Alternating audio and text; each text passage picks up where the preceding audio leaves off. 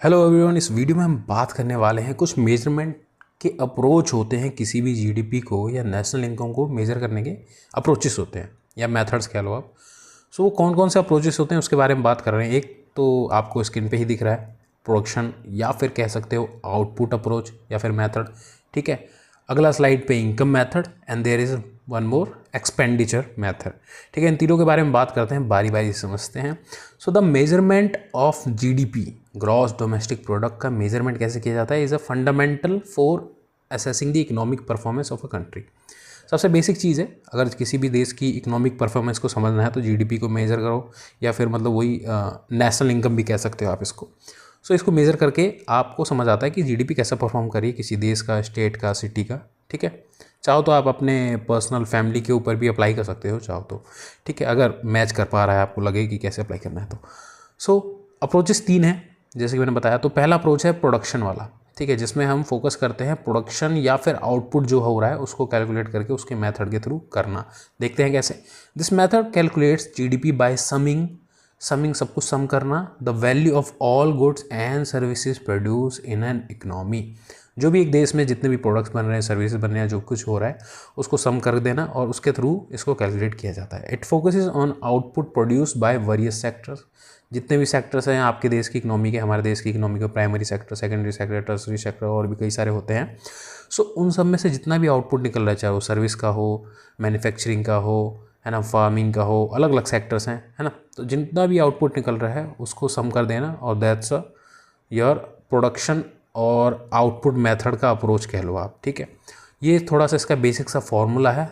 Ji D P equal to value of output minus में value of intermediate consumption. ठीक है, example देख लेते हैं। If the manufacturing sector produces goods worth 500 billion rupees, ठीक है, and intermediate goods used are worth 300 billion rupees, the value added is 200 billion rupees. ठीक है, 500 और 300 के बीच का डिफरेंस 200 और 200 बढ़ गया। ठीक है, सो ये सिंपल सा मेथड हो जाता है। देन आ जाता है इनकम मेथड। यहाँ पे देखा जाता है इनकम कितना है। ठीक है, जैसे कि मैंने बताया था नेशनल लेवल पे इनकम भी समझी जाती है, तो उसके थ्रू भी एनालाइज कर सकते हो कि इनकम कितना बैठा था। This method calculates the GDP bye summing all incomes earn by individual and business in economy. एक देश में जितने भी लोग हैं, है ना, इंडिविजुअल तौर पे लोग हैं या फिर बिजनेसेस हैं या फिर और भी बहुत सारी चीज़ हो सकती है। मान लो गवर्नमेंट कोई एसेट्स हैं, वो सारे पैसे कमा रहे हैं, तो उन सारे में से जितना भी इनकम आ रही है उसको कैलकुलेट करके आप एक तरह का अप्रोच बना सकते हो कि इनकम के थ्रू आप जीडीपी कैलकुलेट कर सकते हो। It focuses on the income generated from production. ठीक है, फॉर्मूला क्या रहेगा, GDP is equal to wages plus में रेंट प्लस में इंटरेस्ट प्लस में प्रॉफिट्स। जिस तरह की भी इनकम आ रही है वो सबको प्लस कर दो, दैट इज़ योर जीडीपी। तो ये एक हो गया इनकम मेथड। ठीक है, स्टेप्स क्या क्या रहेंगे, identify the total wages and salaries paid to the employees include the rental income. ठीक है, वही सारी चीज़ें जो यहाँ पे चारों पॉइंट्स हैं उन्हीं को यहाँ पे बारी से मेंशन कर रखा है। ठीक है, इसको थोड़ा क्लीन अप कर दिया जाए ग्रीन कलर को।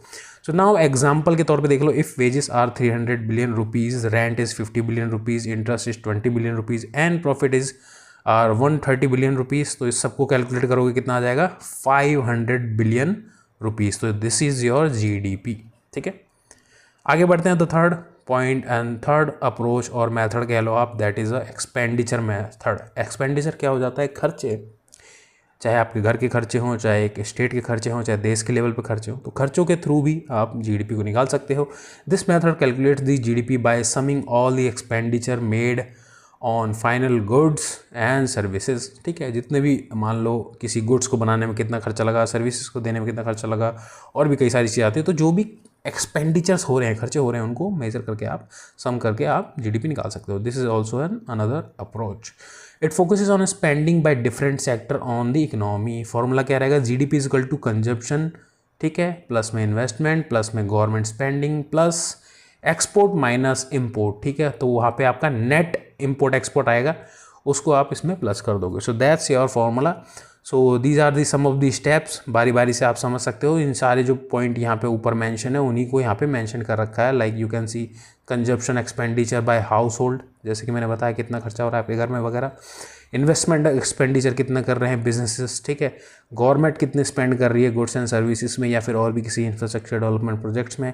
नेट इनकम एक्सपोर्ट कितना आ रहा है, जो कि मैंने यहाँ पर बताया कि एक्सपोर्ट में से अगर इम्पोर्ट माइनस करेंगे तो that is your net export.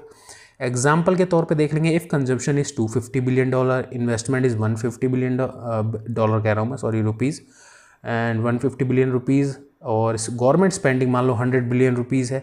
So net export मान लो 0 है, जितना एक्सपोर्ट किया उतना इंपोर्ट किया तो बराबर हो गया 0, ठीक है। तो 0 रह गए, इक्वल टू में रखा ही है यहाँ पे। Then total GDP would be should be $500 billion. इन सबको आप समाप्त कर दोगे, 250, 150, 100 एंड दिस वन, सो आपका 500 आ जाएगा। तो this is the 3 approaches by which we can calculate GDP, ठीक है। तो ये 3 अप्रोच मेथड हैं, first production, second income method, third expenditure method. तो आशा करता हूँ गाइस इस वीडियो से आपको अच्छी जानकारी मिल गई होगी इसके बारे में। मिलते हैं अगली वीडियो में, तब तक के लिए नमस्कार।